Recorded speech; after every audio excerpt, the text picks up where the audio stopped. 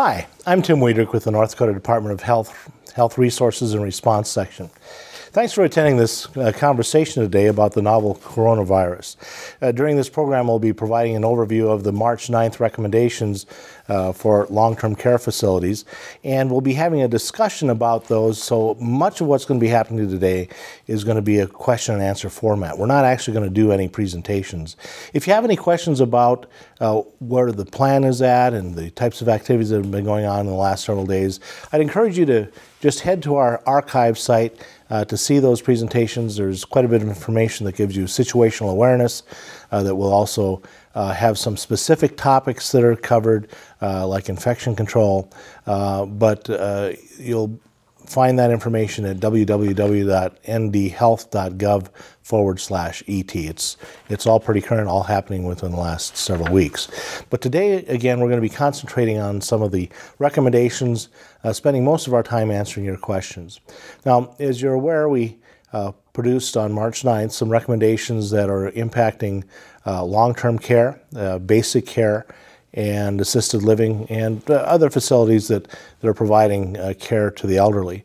And because of the devastating impact that COVID-19 has when it enters these types of institutions, there are some very proactive measures and aggressive measures, and we know that those are going to cause some angst as part of this process, and we recognize that. But the reality is that the stakes are just too high not to take these measures. And so what we hope to do today is to start to walk through the questions that you may have. I know that there are a couple of things that I've been provided in advance, and so I'm going to just go ahead and walk through a few of these that might prompt additional questions on your part before we actually start to move through the conversation. I do have some folks that are with me today that will also help answer these questions. Kirby Kruger is the Division Director from the Division of Disease Control, and so he'll be on hand to also help answer some questions. And then we also have staff from health facilities that will be able to join us as well.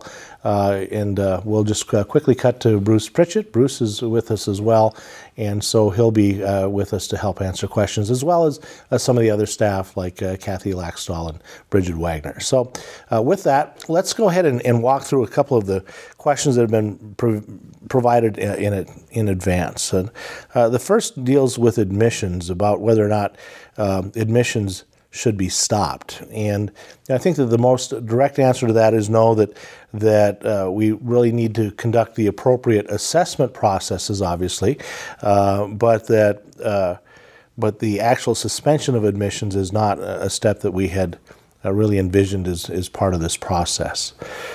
In terms of questions more granular, like can hospice staff be entering the facility? And what we said in the guidance basically is that if it is an end-of-life issue or critical care issues, then that latitude does exist, obviously wanting to do some level of assessment with individuals that are entering even under those circumstances to make sure that they're not ill, but that we recognize that those are basically exceptions that will need to be made, and legitimately so.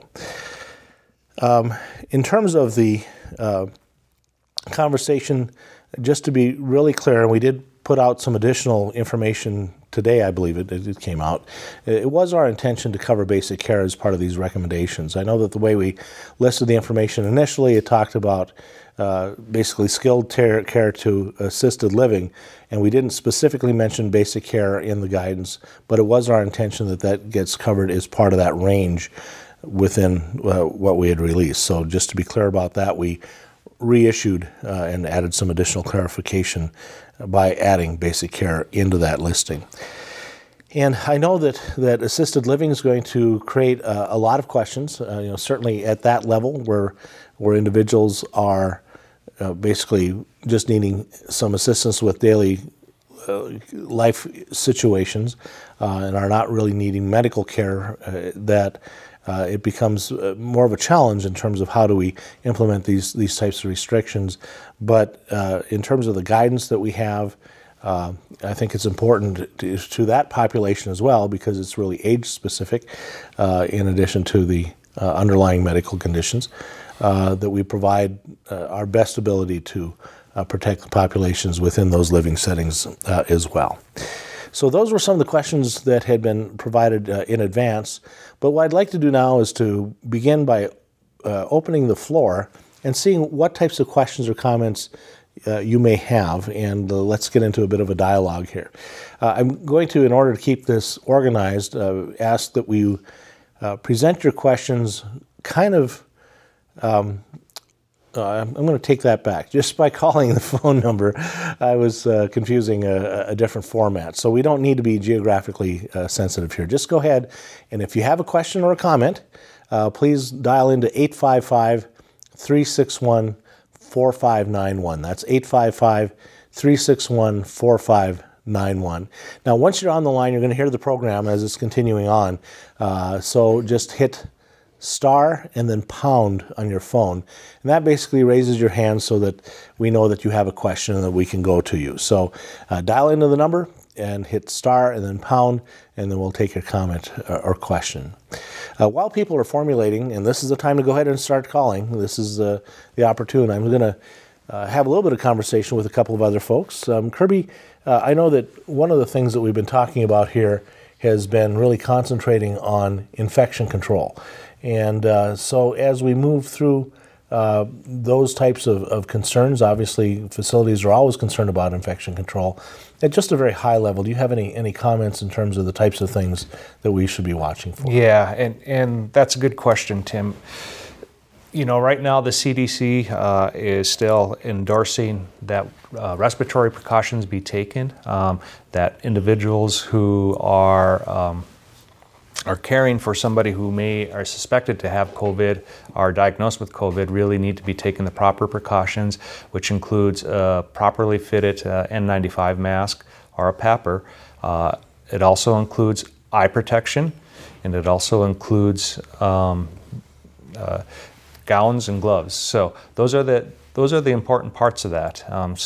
But yesterday, as we know that the proper PPE that's needed for the proper protection or the recommended protection is in short supply in the United States. And although we do have a medical cache that can help support that, that may not get us through this whole event. So yesterday we were informed that CDC has provided some new language to their guidance to talk about when N95s may not be available, or gowns may not be available in sufficient supply. What types of things can be done to mitigate that and reduce the risk for the healthcare provider.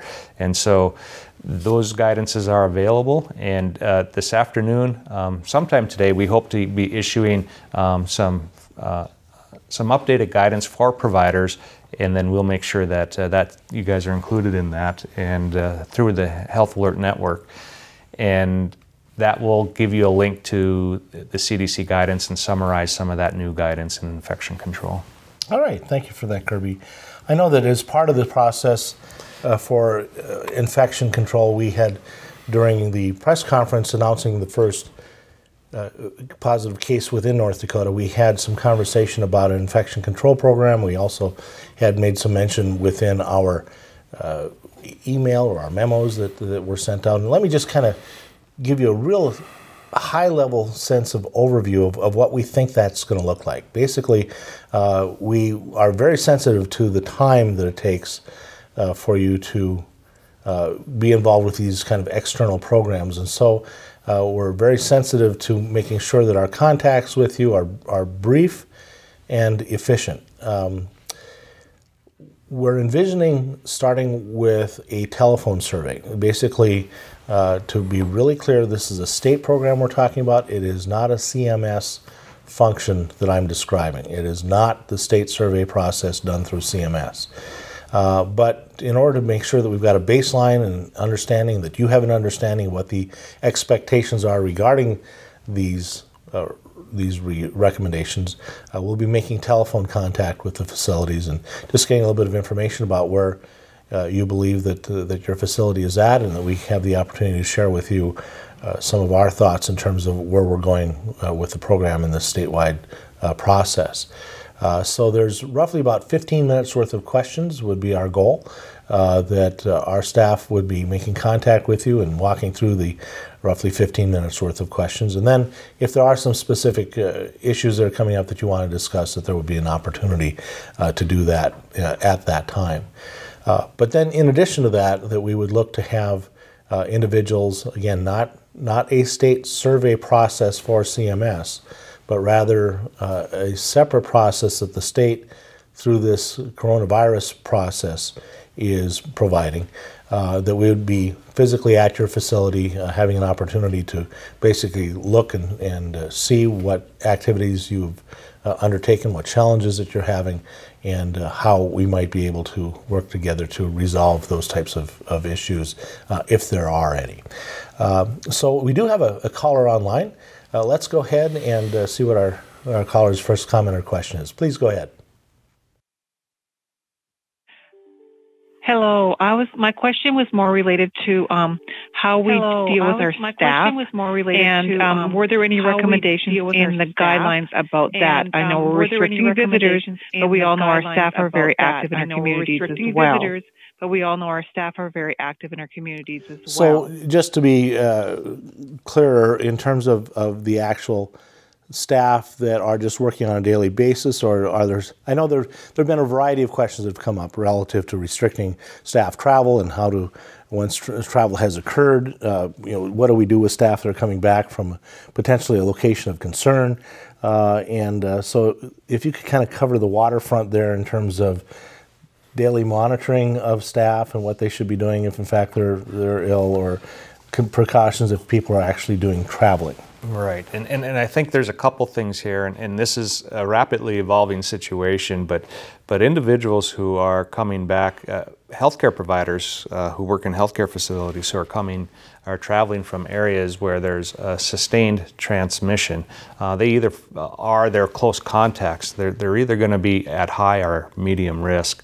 And so there's specific guidance for that, and that guidance is available on the CDC website, and I didn't look at it this morning, so I don't know. I haven't had a chance to look at what countries and what states are involved in that, but I think that's important, and certainly we can send you the link to that through your system and make sure that people are aware of that.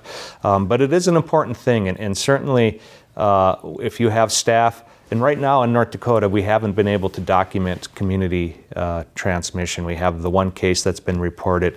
We have a high degree of confidence that this individual acquired this out of state during their travel, but was acquired in the United States. And so that's an important part of what we're talking about here too. So when they come back from travel, that in the United States, if it's domestic travel right now, I think for the most part the recommendation is going to be that they should be doing monitoring, and you should be doing monitoring with them, and so, but we'll get the specifics out, and I'm just not queued up on the real specifics. Yeah, in terms of the actual locations, and the challenge that we're all facing with this is that there are concern about locations today that we didn't have a week ago. Mm-hmm. And it evolves that fast. And so the difficulty in trying to look back by location is that when someone goes on a trip, the challenge is that they may appear to be safe at this point and not an area that we're concerned about. But by the time it's time to return, those circumstances could change. And so, again, a very, very challenging situation. We do have another caller on the line, and so go ahead, caller.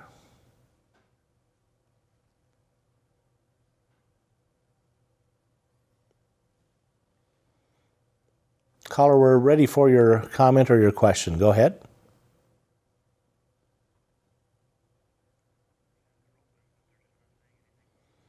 All right, we do see a caller on the line that is, and your microphone is open, so if you go ahead and state your question, this would be the time to do it.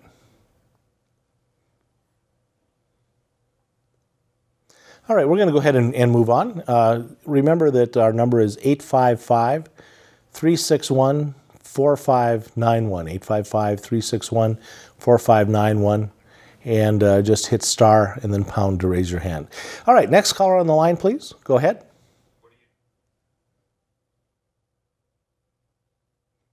Caller, we're ready for you. What do you do about daycares in the skilled nursing facility? What do you do about daycares in the skilled nursing facility? And Clint, if we could get just a little bit more volume in the studio, that would be helpful. Daycare providers. Daycare providers, and the same thing. I think if they're in your facility, they need to be considered as part of your group, so you need to just sort of be watching for that. And again, I think for those daycare facilities, the important aspect of this is that we're really trying to emphasize that individuals who are ill, kids who are ill, should not be coming into daycare, and that would include daycare staff, and so that's important as well. But if they're working within your physical facility, I think you need to be taking a look at those risk factors, because I don't know how much interaction there is with kids in your population, your residents, but that's going to be an important part of it too, and so. So obviously attempt to limit those contacts. Yeah. Thank you for that. Let's see if we have any additional questions at this point. This would be a great time to go ahead and queue up 855-361-4591. Okay, we have another caller on the line. Please go ahead. Go ahead. Hi, can you hear me? We can hear you just fine. Okay. My name is Angela, and I'm calling from Williston. Okay. My name is LongTerm Care Facility, and I have a question about LongTerm Care Facility, and I have implemented the visitor restriction, and it's going fine, but we do have a few family members who are wanting to take their residents out, family members who are wanting to take their residents and then bring them back for a meal or whatnot. What are your suggestions on how to handle that? What are your suggestions on how to handle that? So Kirby, from an infections control standpoint, do you want to comment?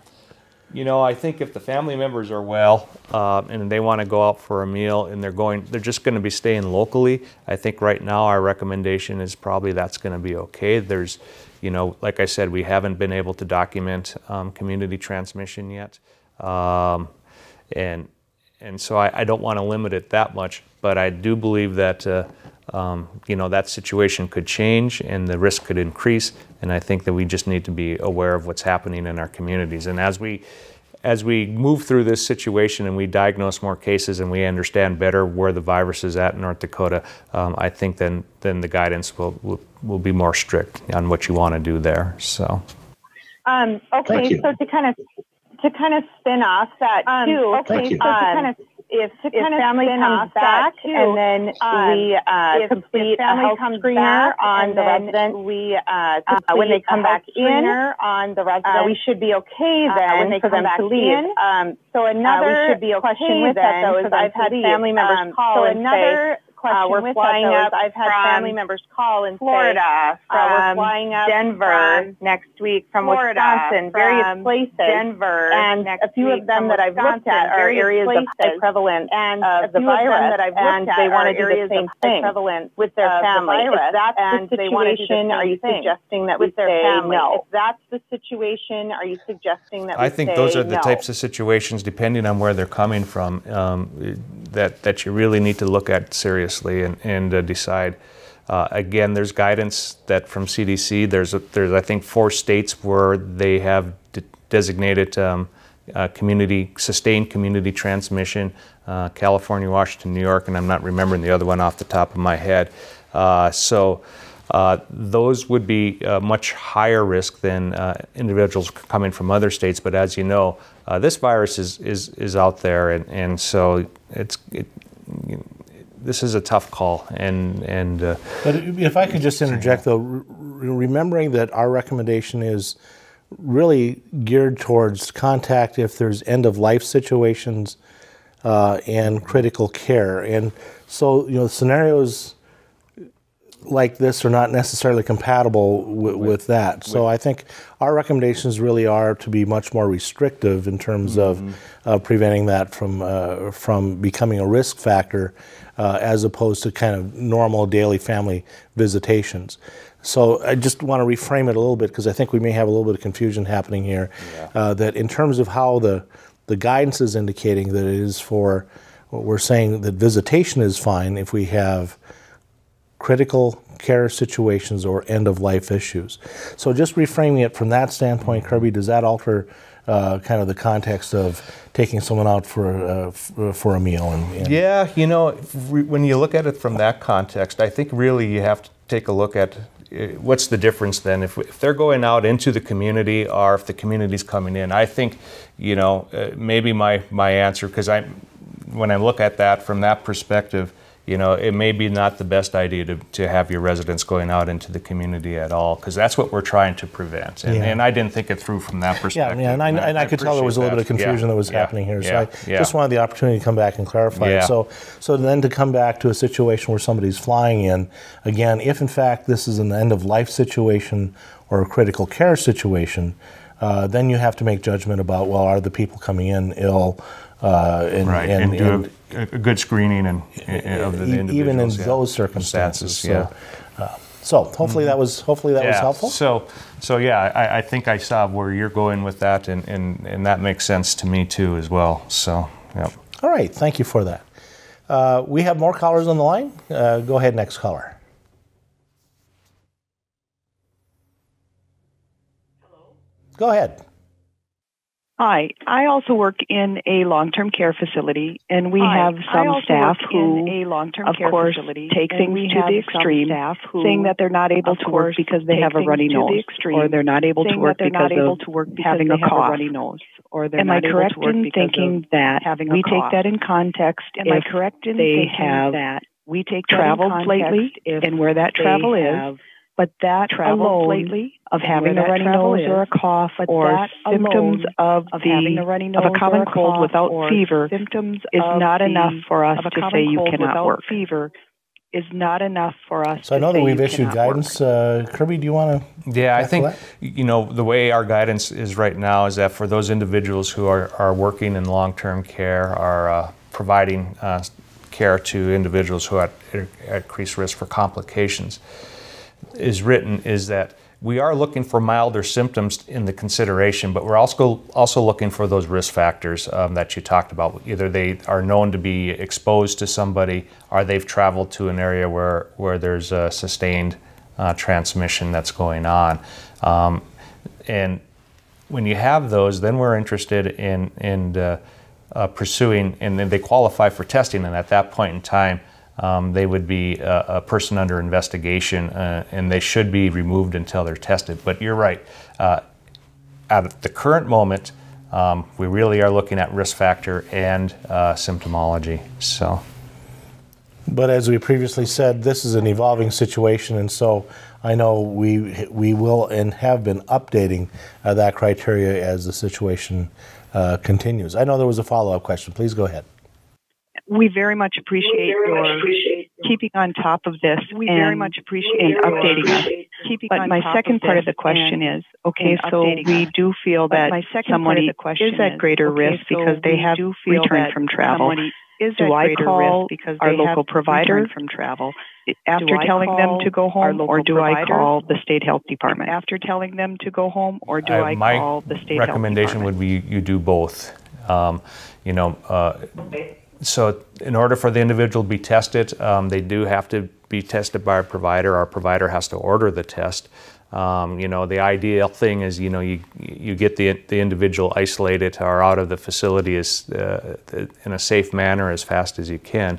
But we also need to make sure that we're coordinating so that if they are presenting somewhere else, that for their testing and their medical evaluation, that they can take the proper precautions and do the testing safely, and then give us a call so that we can help coordinate getting that sample to us as well. So, great, thank you.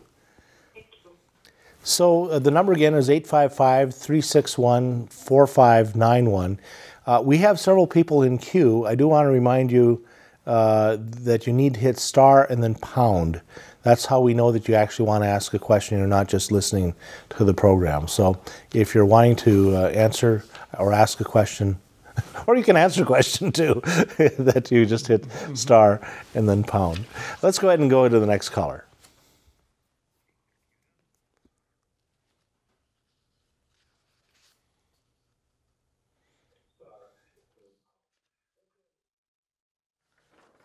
We just had a question in regards to admission. We just had a question, and if there is the possibility of having the question relates to admissions out of state and those that might be traveling on airplane, and how to go through with that admission process.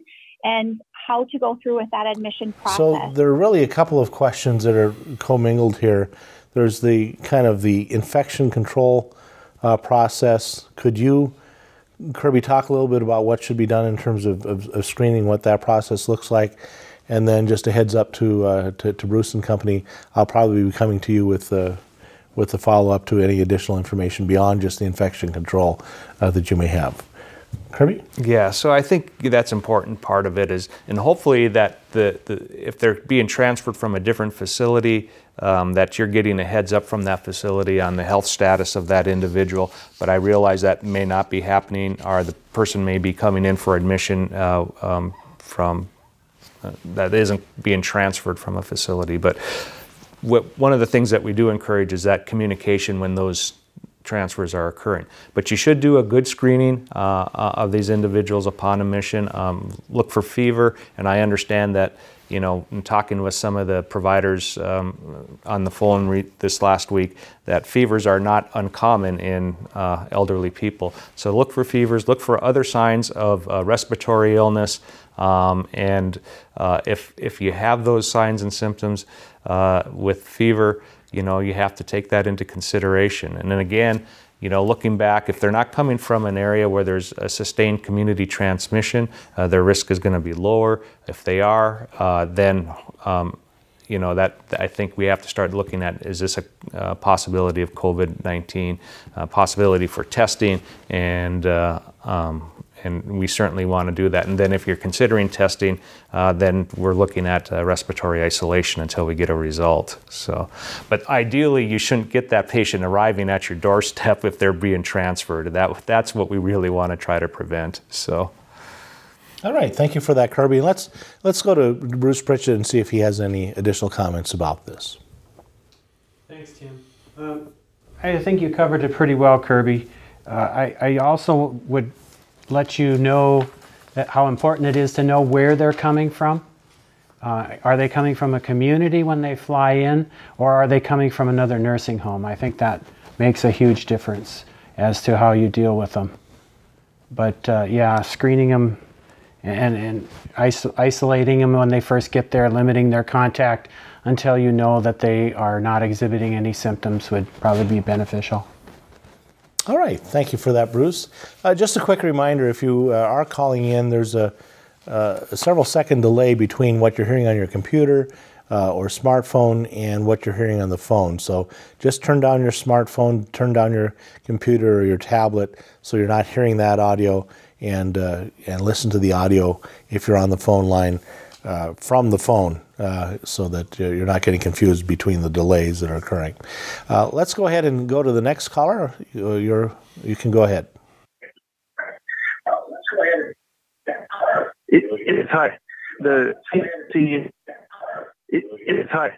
The CDC end of life that for the residents' emotional well-being.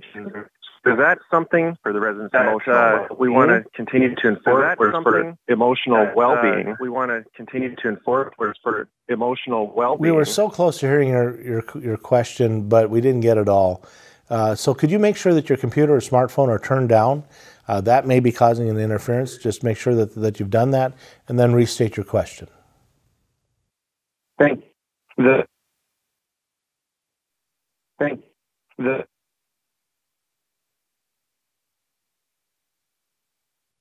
All right, so you're still breaking up, but the question is between physical and emotional well-being at the end of life, and what is the intent by that? And so,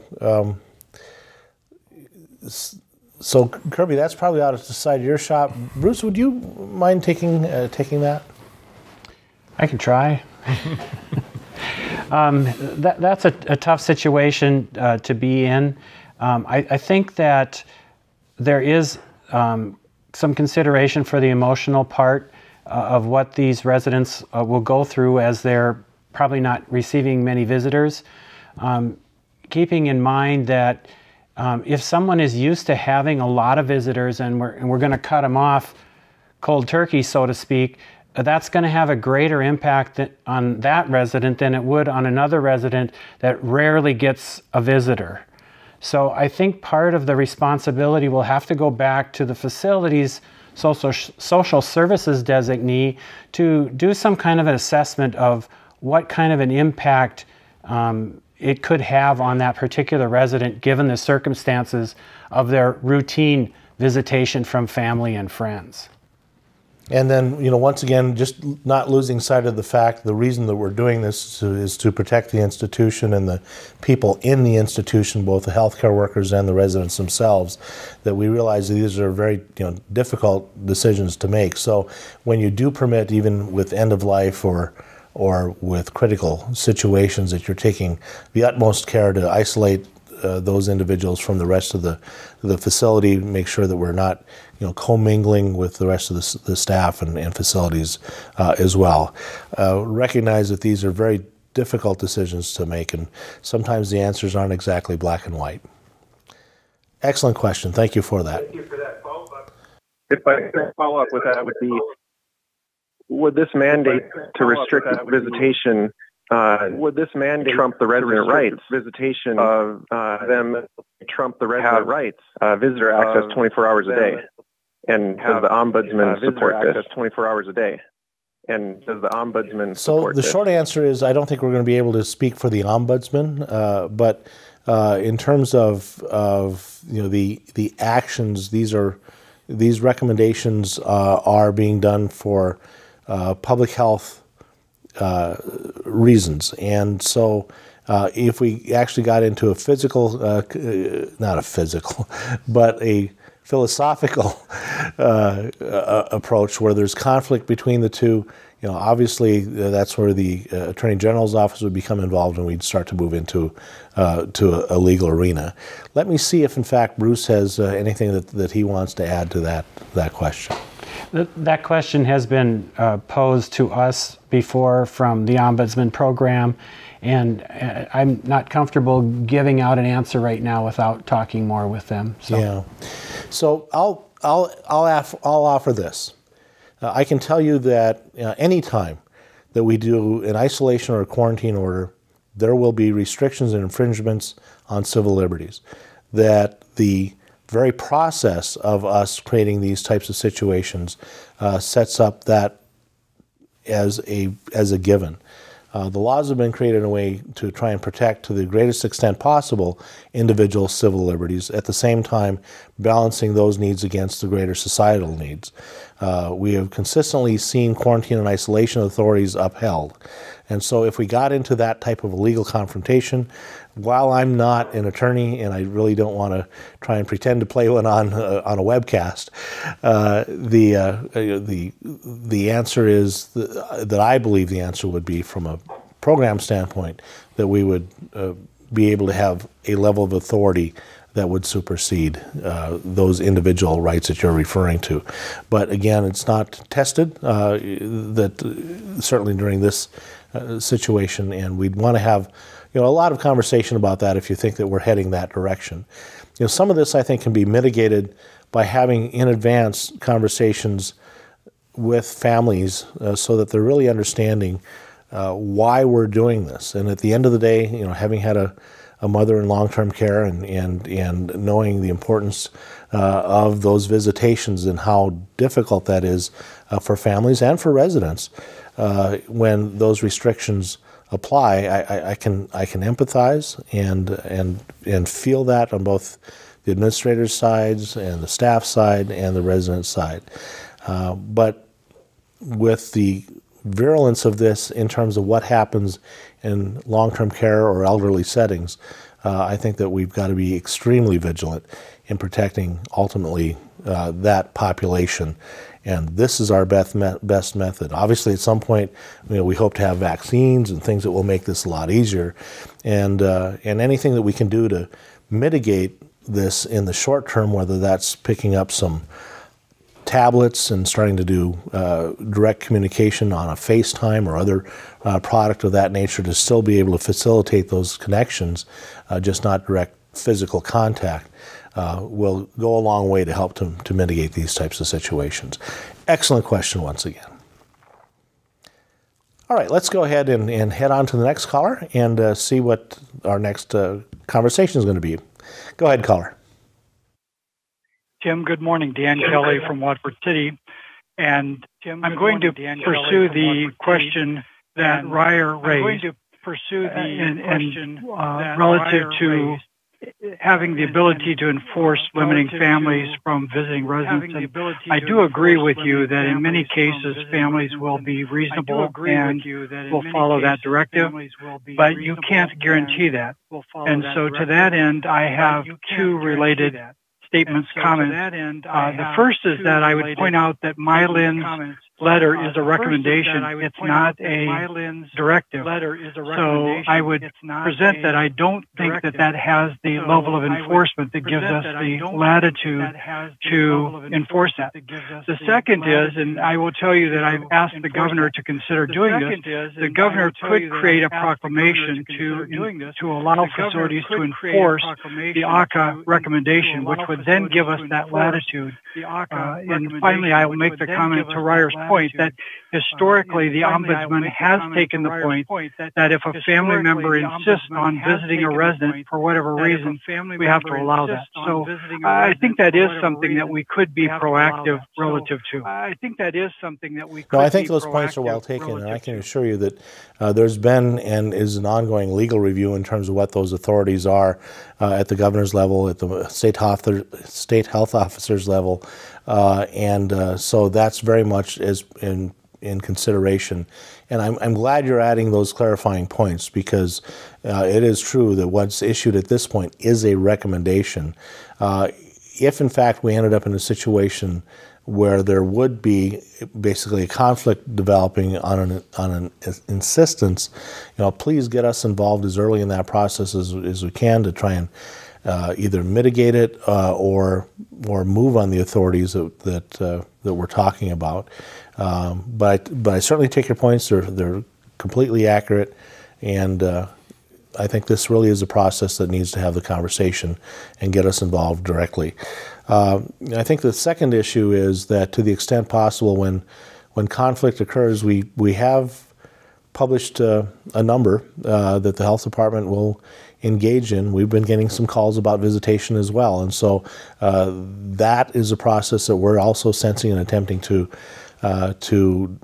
work through with family members to resolve, and so we stand ready to assist in any way that we can in diffusing those and trying to deal with those situations. But when there's a direct conflict that is not resolvable through that mechanism, that then kicks it back to the legal processes that you and I are speaking about. Any follow-up? No, thank you. All right, thank you. Let's go ahead and move on to the next caller. Go ahead.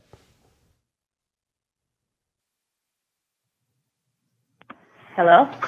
Wondering if you could offer any guidance on, we have a number of staff that we share between facilities, and should that facility have a positive case, just for providing our own staffing to, just what would we do in that situation? Would they be able to come back in that situation?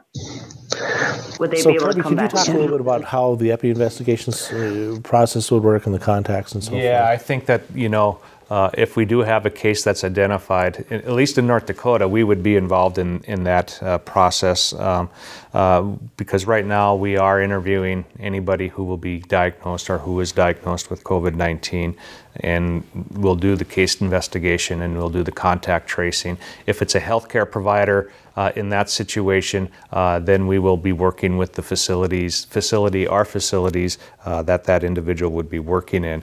I think we would do a real good investigation surrounding what's the nature of the potential exposure. My very limited experience with long-term care facilities is that staff are everywhere, residents can get around everywhere, and it would really depend, was this an individual, the original patient, was it somebody who was isolated prior to having symptoms, wasn't ambulatory, wasn't out much, and it was the employee, somebody who would have never come into contact with them except just incidentally in the hallway or something like that. Those are types of things that we would take into consideration. I don't know if there's a straight answer for this, but I think that given the magnitude of the severity for illness in the long-term care population, we would be erring on the side of caution with a lot of this stuff. So, thank you. Well, let's go ahead and move on to the next caller. You have the floor. Go ahead.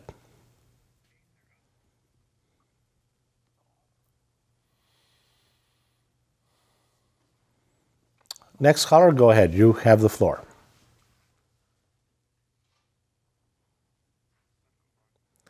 All right, let's go on to the next caller in the queue. So you've just been informed that you have the floor. Go ahead. Hi, this is Shelly, and I just wanted to address the issue Dan brought up of these are recommendations. There are a couple of issues there, and it really comes from Dr. Gifford at the national level. And it really the number one issue he's been preaching to us within the states is dangerous, is very dangerous to residents, and they have a very high mortality rate. I would recommend that all facilities look at these recommendations and adopt them within your facilities and try to be as consistent as possible. When we have facilities that do variations of it, it's going to lessen the strength of the message out to the public that we are trying to protect every single resident within that facility. In talking with my colleagues in Kansas, they had a reported death within a nursing facility that is being investigated now by the health department for a positive test. And the primary issue there was the resident was non-compliant and leaving the facility. So I wanted to address that point that Kirby made initially, that if residents' families want to come and take them out of the facility, that come in but take them out, that is just as critical that not occur. As Kirby later stated, that going out of the facility poses many dangers, and to try to contain your population within there and care for them there. Nationally, the issue of the ombudsman and visitation has been raised, and Dr. Gifford is in discussions with CMS on that issue now, and are hoping for clarification very soon. The vast majority of ombudsmen have been taking a position of we need to safeguard residents and are highly supporting these recommendations. But if these states have gotten a little bit dicey, so I know that Dr. Gifford is having those discussions and clarification will be out. But I really commend the facilities in this very difficult process of trying to just keep in mind a total ban will save us from a very negative outcome, and to take all measures possible to follow these recommendations and implement them for the safeguard of residents. And thank you for that, Shelly. I think it's really key to just keep reinforcing the reason why we're doing this and the devastating impact that introduction of this virus into a facility will have. And so while it's difficult to take these measures at this point, and we don't take it lightly, the consequences are so great that, again, I think we need to tolerate the short-term pain that we're going to be feeling, that the residents will be feeling, and that the family members will be feeling for the benefit of the residents that this is all about. Excellent. Thank you so much for those comments. Shelly, did you have anything else? Or if not, I'm ready to move on to the next caller. we may have lost Shelly already, but Shelly can call back if she'd like. Let me go ahead and head to the next caller. Go ahead. What steps does the North Dakota Department of Health recommend for nursing facility residents presenting with symptoms of respiratory illness? So again, I would unpack that in terms, first of all, with disease control and any other individual that has symptoms, those next steps. Yeah, so right now in North Dakota, you know, with just the one case and with us understanding the source of that and not having any documented community transmission, I think that's one factor you take into consideration. But the other factor you got to take into consideration, there are a lot of different viruses and bacteria that can cause respiratory symptoms, and that confuses this. And it doesn't help that we're right at the peak of influenza season, and so that is important. I think from our perspective, if an individual does have some respiratory symptoms, if they can be isolated to some extent from the rest of the population and observed to see how they progress. If we don't understand that there's a real known risk factor, in other words, the resident hasn't been out, their family members or recent visitors haven't come from areas where, or their family members haven't come from areas where there's been sustained community transmission or had recent international travel or that type of thing, probably the risk is going to be low, and you should take the normal precautions you would for an individual who has respiratory infections that you usually do. So. And am I oversimplifying this by dividing it into kind of two separate areas? If this is a new admission, then to resolve that issue so that it becomes a known quantity before actual admission if there's symptoms, and then, you know, obviously it's different if there's someone becomes symptomatic in a facility to invoke the normal medical procedures from that perspective. That's a good point too as well. Yeah, if they are recent admission, that too, you know, you take into consideration all of those things, and especially if they are coming from out of state, from an area where we know that there's community transmission. So. All right, thank you for that. Let's go ahead and head to the next caller, please. Thank you. All right, next caller, we're ready.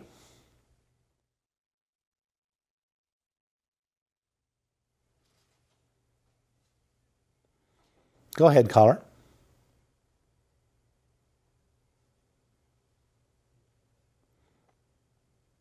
All right, we'll go ahead and move on to the next caller then. Go ahead, caller. You have the floor.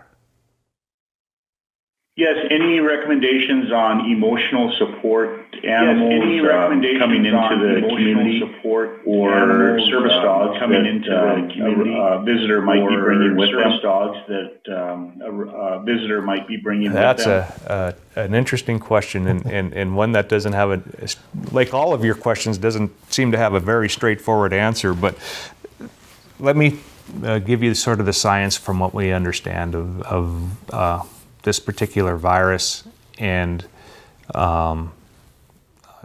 its risk for animals and humans, especially companion animals.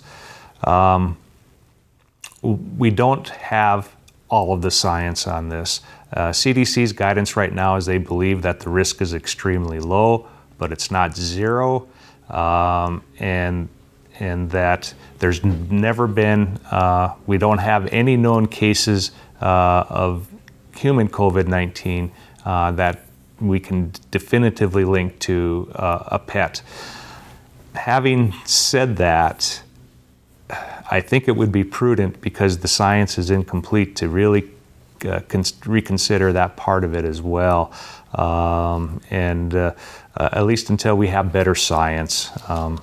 You know, like anything else, when we think we have most of the answer but not quite all of the answer, and given the population that we have, I think it's prudent just to be on the safer side and dealing with the situation with the elderly are those that have long chronic conditions in your facilities and the severe outcomes, again, I would proceed with caution, and I would recommend a temporary suspension of that until we had better science. So, thank you. Thank you very much. Great, thank you. Let me just quickly remind you, we have about 10 minutes left, so still plenty of time to get more questions in. We do have another caller I'm going to be going to in just a moment, but the number again is 855-361-4591, 855-361-4591. And then remember to hit star and pound so we know you have a question. Okay, go ahead, next caller. Hi, this is Janessa Vogel. I'm calling from Elmcrest Manor in New Salem. Hi, this is Janessa Vogel. I'm calling from Elmcrest Manor in New Salem. Hi, this is Janessa Vogel calling from Elmcrest Manor in New Salem. Hi, this is Janessa Vogel calling from Elmcrest Manor. I have one follow-up question in regards to allowing the residents leaving the building. Are we to presume that we should start taking the action then of canceling and rescheduling all appointments? We should start taking the action then of canceling and rescheduling all appointments? So, yeah, I think from our perspective, it really depends on the necessity of that appointment and what's going on and how important it is for the continuity of their care. And I think that that just needs to be taken into consideration. I'm wondering if some of the others might have some input on that as well. So. Yeah, and we'll throw that to Bruce in just a moment, but part of this is going to be a consultation, to echo what Kirby's saying, with what the recommendation of the patient's providers actually is. But Bruce, do you want to echo that or have other thoughts about it? Well, I want to echo that. I think that at this stage of the game, there isn't, like Kirby mentioned, a community link yet, but a week from now or even less than that, that may change, and we may just have to change our mind and say, don't do appointments. So would it be safe to say that we should be taking the most conservative approach possible, and if the care is urgent, can't be deferred, and that if at all possible that we should be providing for those cares in the facility as opposed to going outside of the facility in order to accommodate the medical need? Is that a reasonable approach? Does anybody want to weigh in on that approach? Sounds good to me. So again, I think that at the end of the day, it is a conversation with the patient's provider to allow that direction to occur and to weigh the concerns about the rest of the facility and introduction of the virus into the facility as opposed to the specific treatment of the individual. We may not be able to provide a blanket answer to that in this context because there can be many variables associated with it. I know that's not a solid answer. It has a ton of gray area associated with it, but at this point I think that's probably the best answer that we can provide it at this point, or at least what our thoughts would be. Thank you for that. Thank you. And I had one more question. Can you give us any updates in regards to vaccine for this virus at this time? Can you give us any updates in regards to vaccine for this virus at this time? I can say that there's a lot of work going on to develop a vaccine, but I can also say that we are at least, I think if you listen to Anthony Fauci, I think he's saying anywhere from a year to 18 months at the earliest. And so at least in the near future, a vaccine isn't going to be an option here. All right, let's go ahead and see if we have any additional callers in queue.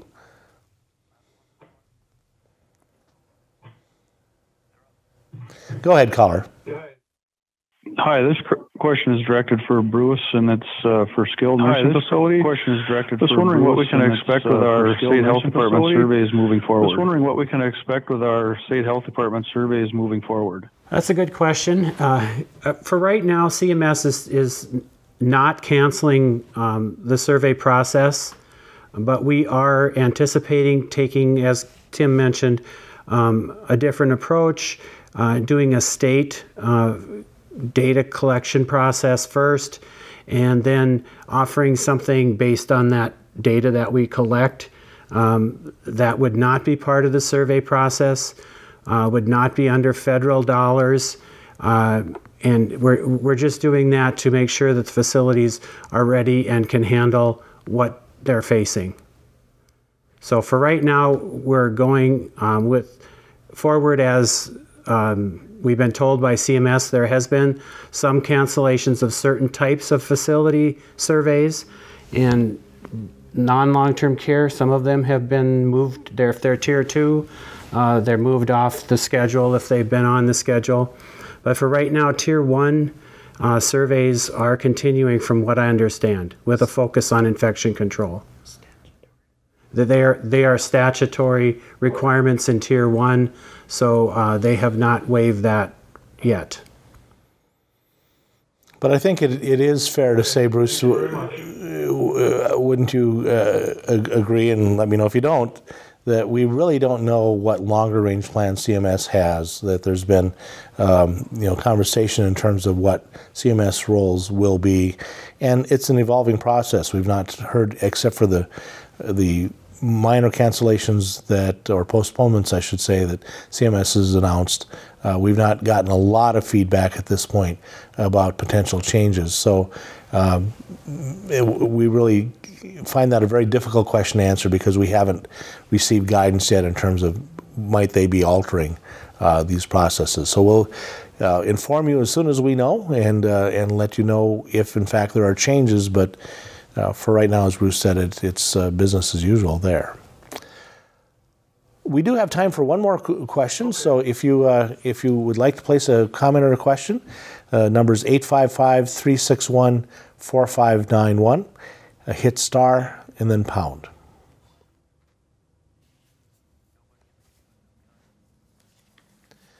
Well, I think that we're just about at the end of our process, and so we have no additional questions at this point. I do want to just remind you that we will post this in an archive version on our website. There are other programs that are at that same archive location. The address is www.ndhealth.gov/ET. And once you're at that site, you'll see a heading in the upper left-hand side that says Webcasts and Training. Just go ahead and click on that, and you can either look at a laundry list of all of the programs that are there, or you can go topic by topic. We do have one more question that we'll close out the program with. Go ahead, caller. Hi, I just want to recap just one thing. I just want to double check with you. So what your recommendations are for long-term care at this point is that we restrict visitors, or we can restrict visitors to those, or we can restrict family members to residents who are critically ill, family members, or end of life. Is that like your recommendations at this point, or end of life? Is that like your recommendations at this point? So the way you worded it, I'm going to come back and paraphrase it because because it's a little bit confusing. So what we're saying is that there should not be visitation except for residents that have critical care issues or are end of life. Yes, sorry about that. Okay, but I know, it's easy to trip over words, and sometimes, I certainly know this happens to me where I've said something and didn't intend for it to be interpreted the way it got interpreted. So I think that happens to all of us. I just wanted to be clear, because again, that is the point, that we're trying to keep the virus outside of the long-term care institutions. Kirby, any final words? I think that you guys asked a lot of good questions, and there's a lot of I was hoping somebody could asked a question that had a black and white answer, but unfortunately there aren't a lot of black and whites in this rapidly evolving situation. But I do think what we do know is that the population that you folks serve and serve so well are extremely vulnerable, and we know that there are very high fatality ratios associated with this population. And so, your attention to this is so important, and we appreciate this. And I know that I owe you guys some answers on some of the guidance for our infection control. There's good guidance out there from CDC, and we'll make sure that you guys get that. We'll work with Tim's group, and if we need to work with Shelly and her group, we'll make sure you have those links as well. And then know that our person who specializes in infection prevention, Faye Salzer, is also available for questions. And so feel free to reach out to us and we can get you in touch with her. If you know her and know her number, feel free to reach out to her directly. But she is the person that I turn to for answers. So just wanted to mention that. So thank you. Thanks, Kirby, and thanks to Bruce and Bridget and Kathy for their input today as well. And thank you for joining us. I know that we have common goals, and that as we work through this very difficult situation, it's important that we communicate, that we, as a health department, can provide the clear answers when it's possible to provide clear answers, but also to share in the gray areas with you and to build programs that can, in fact, protect the residents, just as is your intention as well. So obviously we're going to keep dialogue moving on this, and that there can be some substantial changes that could be occurring depending on what the environment is going to yield for us later on. If we do need to schedule additional conferences, you'll be notified in the same process that you were for this one. And then let me just remind you once again about the archives that exist at ndhealth.gov/ET. Thank you. Take care.